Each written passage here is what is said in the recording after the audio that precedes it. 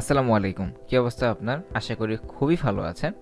আমাদের এই ভিডিওতে আমরা লেআউট পার্টটা শুরু করতে যাচ্ছি মাইক্রোসফট ওয়ার্ডের। লাস্ট ভিডিওতে আমরা ডিজাইন পার্টটা কমপ্লিট করে ফেলেছি। আপনি যদি মিস করে থাকেন আমি আই বাটনে ভিডিও লিঙ্কটা দিয়ে দিচ্ছি। আর এই ভিডিওতে আমরা আলোচনা করব আমাদের লেআউট পার্ট 1। আমাদের এই পার্টে থাকবে আমাদের লেআউট পার্টে যে পেজ সেটআপ অপশনটি সেটা। লাস্ট ভিডিওতে আমি পেজ সেটআপ নিয়ে কিছু কথা বলেছিলাম আপনাদের। তো এই ভিডিওতে সেটা আমি ইমপ্লিমেন্টেশন করে দেখাবো। তো এই পেজ সেটআপটা খুবই ইম্পর্ট্যান্ট যারা লেখালেখি বেশি করেন। বেশিরভাগ হচ্ছে এই ভিডিওতে একটা অপশন থাকবে, সেটা হচ্ছে যারা বিভিন্ন ধরনের কোশ্চেন মেক করেন বিভিন্ন স্কুলের, আপনাদের বিভিন্ন পেজটাকে বিভিন্ন কলামে ভাগ করতে হয়, যারা আছেন তাদের এই ভিডিওটা খুবই ইম্পর্ট্যান্ট তাদের জন্য। তাহলে চলেন শুরু করা যাক। বরাবরের মতোই আমরা চলে যাব আমাদের এমএস ওয়ার্ডের যে ফোল্ডারটা আছে সেখানে। আর যেহেতু আমরা এই ভিডিও থেকে আমাদের লেআউট পার্টটা শুরু করব, সেহেতু আমরা এই ভিডিওর মাধ্যমে নতুন একটা ফোল্ডার ক্রিয়েট করতেছি আমাদের লেআউটের জন্য। ওকে, আর আমাদের ফরম্যাট যেটা ছিল সেটা হচ্ছে আমাদের এই ভিডিও নাম্বার হচ্ছে 15। তো আমরা নতুন একটা মাইক্রোসফট ওয়ার্ড ডকুমেন্ট নিব, এর রিনেম করব 15। এটা হচ্ছে আমাদের লেআউট পার্ট 1, লেআউট পার্ট 1, এবং আমরা এন্টারের মাধ্যমে পেজটাতে ঢুকে যাচ্ছি। আচ্ছা, এখন আমাদের যে কাজটা সেটা হচ্ছে ডিরেক্টলি আমরা এখান থেকে লেআউট পার্টে যাব। লেআউট পার্টে গিয়ে এখান থেকে তোমরা নিচে যে প্রথমে যে অপশনটা দেখতে পাচ্ছ সেটা হচ্ছে আমাদের পেজ সেটআপ। এখানে বেশ কয়েকটা অপশন আছে, টোটাল 4টা এবং 3টা, টোটাল এই 7টা অপশন আমরা এই ভিডিওতে কভার করব। তো এই জিনিসগুলো দেখানোর জন্য আমার প্রথমেই যে জিনিসটা দরকার পড়বে সেটা হচ্ছে কিছু টেক্সট। তো আমরা বরাবরের মতোই আমরা চলে যাব আমাদের ডামি টেক্সটে। এখানে গিয়ে কপি টু ক্লিপবোর্ডে ক্লিক করলে এই টেক্সটটুকু কপি হয়ে যাবে। তো আমি এখানে গেলাম এবং এখানে কন্ট্রোল ভি চেপে টেক্সটটুকুকে কপি করে নিলাম, এবং এখান থেকে আমি কিছু হেডার লাগবে আমার। তো আমি হেডারটা এখান থেকে একটা হেডার নিচ্ছি, আর এখান থেকে একটা প্যারাগ্রাফ নিব, এটা হচ্ছে আমাদের সেই হেডার। এবং আমি এখান থেকে যে লাইন ব্রেকটা আছে সেটা একটু উঠিয়ে দিতে চাচ্ছি। ওকে, এবং এটাকে আমি একটা হেডারে রূপান্তর করে দেবো। এবার দিলাম হেডিং 2, আর এটাকে আমি দিব হেডিং 2। ফাইন, আমার দুইটা প্যারাগ্রাফ হয়ে গেল সুন্দর, এবং এটাকে আমি কপি করে জাস্ট এখান থেকে পেস্ট করে দেব। তাহলে আমাদের দুইটা হেডিং 4টা প্যারাগ্রাফ হয়ে গেল। আচ্ছা, এবার আমি আমার লেআউটে যাই। একদম প্রথমে যে অপশনটা সেটা হচ্ছে মার্জিনস। তো এখানে আমি ক্লিক করলে একটা জিনিস খেয়াল করেন, এই যে মাইক্রোসফট ওয়ার্ড ডকুমেন্টটা আমি একটু যদি জুম আউট করি, তাহলে এই যে পাশে যেই জায়গাটুকু দেখতে পাচ্ছেন অনেকটুকু জায়গা নিয়ে নিয়েছে না? হ্যাঁ, এখন কারো তো ইচ্ছা হতেই পারে যে ভাই আমি এই যে চারপাশে এত জায়গা গ্যাপ দিচ্ছি কেন? আমি এটা থেকে তো আমি নিজের ইচ্ছাতে আমি কতটুকু গ্যাপ রাখবো সেটা তো আমি জানি, right? Yes, you are absolutely right.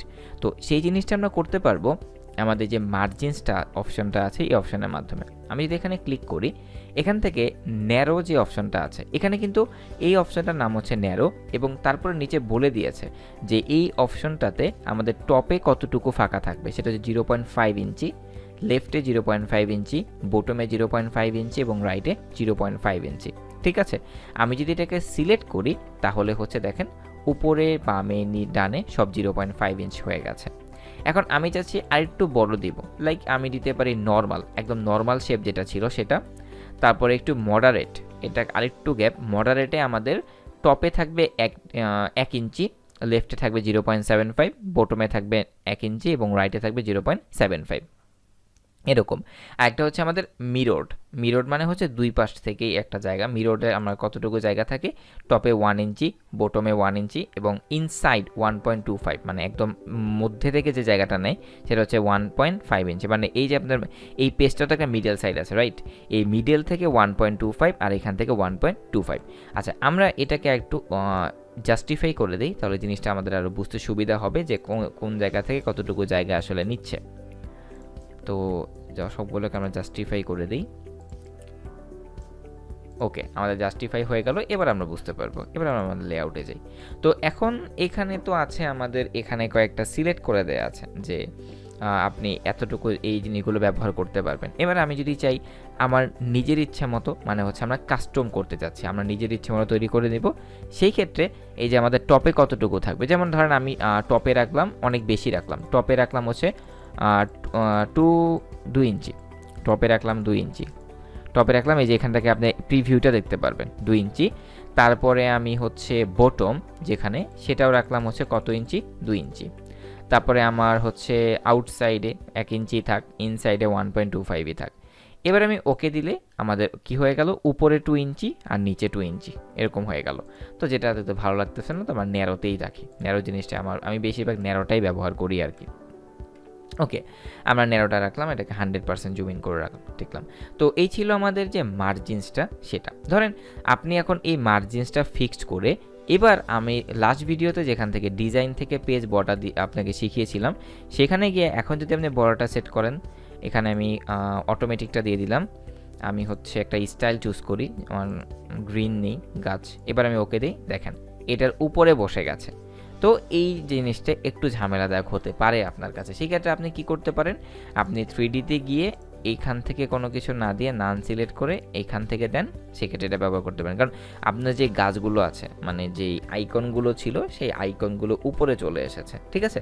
তো আমার দেখানোর টার্গেট যেটা ছিল যে আপনি যদি মার্জিনসে গিয়ে ওই সাইজটা ছোট করে নিয়ে তারপর যদি আপনি এখানে পেজ বর্ডারটা সেট করেন, তাহলে এটা ওই সাইজ অনুযায়ী পেজ বর্ডারটা সেট হয়ে যাবে। আচ্ছা, তো এবার গেল আমাদের এই মার্জিনসটা। এবার আমরা কিছু প্যারাগ্রাফ কমাই, এখান থেকে এটা কমিয়ে দিলাম।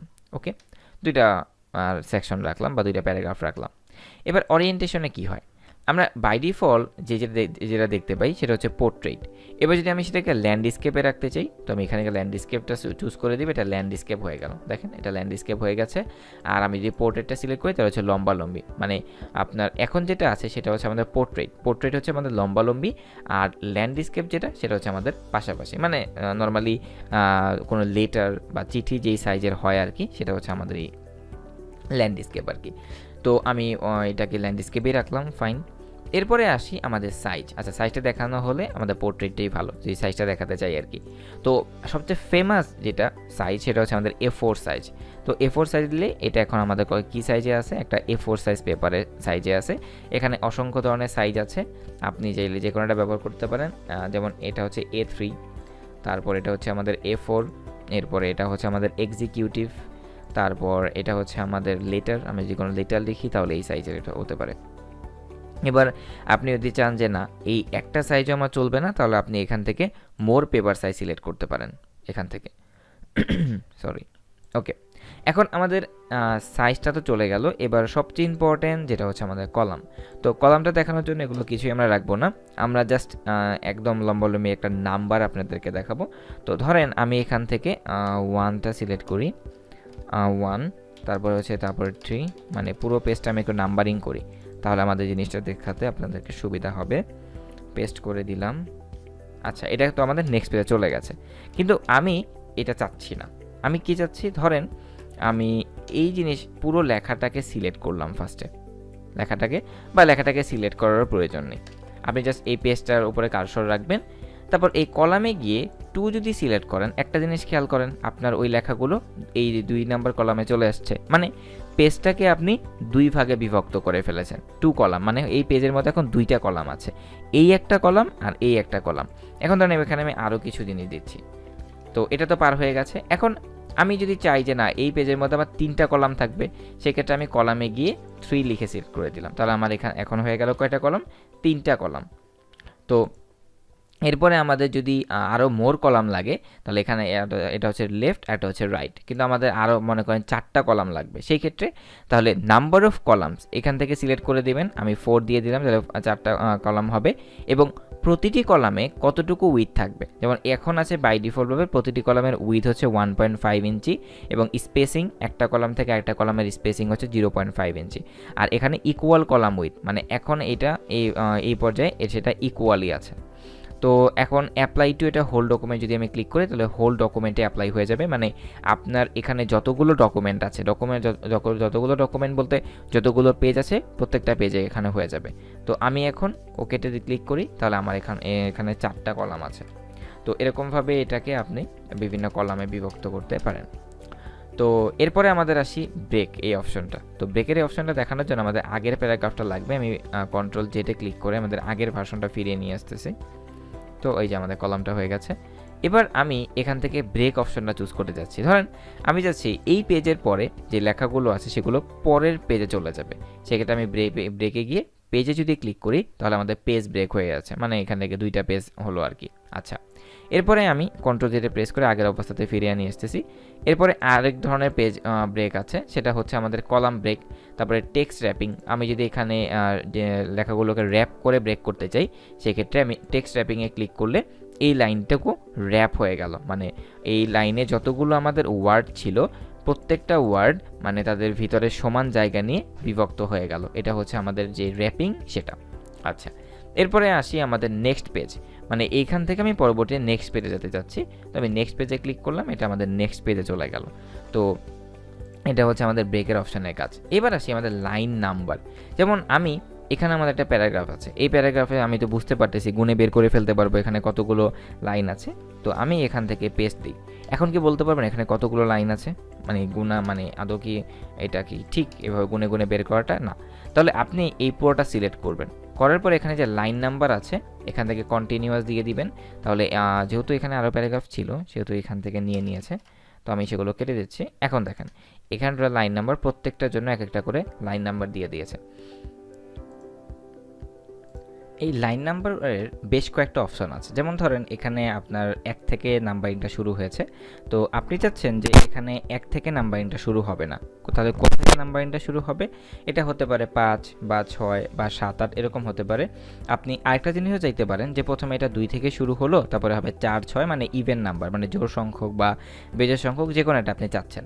তো সেটা কিভাবে করবেন? সেটা করার জন্য লাইন নাম্বার সিলেক্ট করার জন্য এখানে লাইন নাম্বারিং অপশনে যাবেন। যাওয়ার পরে এখানে হচ্ছে মার্জিনসে যাবেন, মার্জিনসে অপশনটা রেখেছে তারা লেআউটে। আচ্ছা, এই যে নিচে থেকে লাইন নাম্বারসে যাবেন, নিচে এই যে স্টার্টে ধরেন আমি চাচ্ছি প্রথমে এটা স্টার্ট হবে 5 থেকে, এবং কাউন্ট বাই কত, মানে 5-এর পরে কত করে বাড়বে সেটা 1 করে আমি ওকে দিয়ে এখানে ওকে দিলাম। তাহলে এটা আমার 5 থেকে বাড়া শুরু করলো। এখন চাচ্ছি এটা 5-এর পরে না 6 হবে না, 7, 9 এরকমভাবে হবে। তো লাইন নাম্বারে ক্লিক করলাম, লাইন নাম্বারিং এখানে দিলাম, লাইন নাম্বারসে ক্লিক করলাম। এবার কাউন্ট বাই 1 না 2, তো ওকে এখানে ওকে দিয়ে ওকে দিলাম। এখন দেখেন 6, তারপরে 8, মানে ওই 5-এর পর থেকে এক এক করে বাড়া শুরু করেছে আর কি। 6, তারপরে 8, 10, 12, 14, 16 এরকমভাবে আর কি বাড়া শুরু করলো। তো আপনি যদি এক্স্যাক্টলি এখানে 5 থেকেই চান, সেক্ষেত্রে এটা 1 কমিয়ে ওইখান থেকে দিতে হবে। যেমন ধরেন আমি ওখানে 5 থেকেই চাচ্ছি, তাহলে সেক্ষেত্রে কী করতে হবে? আমাকে এখানে 4 দিতে হবে, 4 দিতে হবে, আর এখানে কাউন্ট বাই 2, তাহলে ওকে দিলাম। এবার ওকে দিয়ে 4, 6, 8। আচ্ছা, আমি ফার্স্ট অফ অল এখানে লাইন নাম্বারটা এখানে যাই, তারপরে হচ্ছে এখান থেকে লাইন নাম্বারটা দিই। 4-এর পরে 2 করে বাড়তেছে, মানে হচ্ছে স্টার্টেড 4, আমি চাচ্ছি স্টার্টেড 5-এ হবে, তারপরে হচ্ছে কাউন্ট বাই 2 হবে।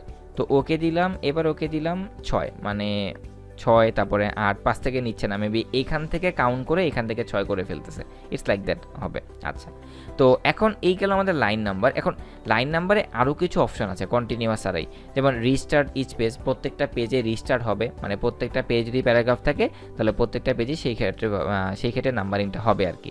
তো এখন লাইন নাম্বারিং অপশনে এই লাইন নাম্বার ছাড়াও আরও কিছু অপশন আছে আপনার, যে আপনি ওই লাইন নাম্বারটা কোথা থেকে শুরু করতে চান, মানে হচ্ছে সেকশন স্টার্ট, সেটা হলো নিউ পেজ নাকি নিউ কলাম নাকি ইভেন পেজ নাকি অড পেজ। ইভেন পেজ বলতে ধরেন আপনার এই পুরো ডকুমেন্টে 10টা পেজ আছে, তাহলে আপনি হচ্ছে চাচ্ছেন যে আপনার এই লাইন নাম্বারগুলো হবে ইভেন নাম্বার পেজে, যেমন জোড় সংখ্যক পেজ, যেমন 2 নাম্বার পেজে হবে, তারপর 4 নাম্বার, তারপর 6 নাম্বার, তারপর 8 নাম্বার পেজে হবে, এরকমভাবে হবে। আচ্ছা, এটা একটা হচ্ছে আপনার হেডারে কতটুকু জায়গা হবে, মানে হেডার অ্যান্ড ফুটারের ক্ষেত্রে যদি আপনি চান যে ডিফারেন্ট ওয়ার্ড অ্যান্ড ইভেন নাম্বারে এই ক্ষেত্রে যদি চাচ্ছেন। তারপর এটা হচ্ছে আমাদের প্রিভিউ, আর এটা হলো আমাদের পেজের ভার্টিক্যাল অ্যালাইনমেন্ট, মানে ভার্টিক্যালি অ্যালাইনমেন্টটা কোথা থেকে শুরু হবে, সেটা কি টপে হবে নাকি সেন্টারে হবে নাকি জাস্টিফাইডে হবে, এরকম। তো এরকম অসংখ্য অপশান আপনাদের আছে, আপনারা এখান থেকে দেখে নিতে পারেন। তারপর হচ্ছে সেট অ্যাজ ডিফল্ট, আমি যদি এখানে ক্লিক করি সেটা হচ্ছে আমাদের অ্যাজ ডিফল্টভাবে যেটা থাকে সেটা হয়ে যাবে। তো আমি এত কিছুই চাচ্ছি না, আমি একদম সিম্পল একটা মানুষ। এখানে 1 থেকে শুরু হবে আমাদের লাইন নাম্বারটা, আমি আগের অবস্থাতে ফিরিয়ে নিয়ে আসি। 1 নাম্বারটা হবে কাউন্ট বাই এখানে 3 না, কাউন্ট বাই এখানে হবে 1, 2, ওকে দিলাম, তাহলে আমাদের কাউন্টটা সে 1 থেকে করা শুরু করলো। এখানে একটা স্পেস ছিল, এই জন্য সে এটা নিয়েছে। এখানে ডাইনামিকভাবে এখানে চেঞ্জ হবে, আপনি যে লাইনগুলো কেটে দেন সেই ক্ষেত্রে এখানে হবে। আবার আপনি যদি এখানে লাইন ইনক্রিজ করেন তাহলে সেই ক্ষেত্রে এখান থেকে লাইনও নিয়ে নেবে আর কি। তো লাইন নিবে না আর কি, ওটা স্পেসই কাউন্ট করবে ওরা না। আবার যদি ডাবল এন্টারে প্রেস করেন তাহলে সেক্ষেত্রে একটা লাইন নাম্বার নিচ্ছে। তো এই ছিল আপনাদের লাইন নাম্বারসটা। এবার আসি, লাইন নাম্বারটা আমরা অফ করে দিচ্ছি। আপনারা লাইন নাম্বারে এখানে গিয়ে নানে ক্লিক করে লাইন নাম্বারটা চলে যাবে। এবার আসি আপনাদের হাইপেনসেশন, এটা কি হাইপেনেশন এইরকমটা সামথিং হবে। তো আমি যদি এখানে অল সিলেক্ট করে হাইফেনেশনটা অটোমেটিক করে দেই, তাহলে এই জিনিসটা হয় কি, আমাদের যে জাস্টিফাই যে অপশনটা আছে না, যে জাস্টিফাই করলে একদম সাইডে সবগুলো একসঙ্গে জায়গা করে নেবে।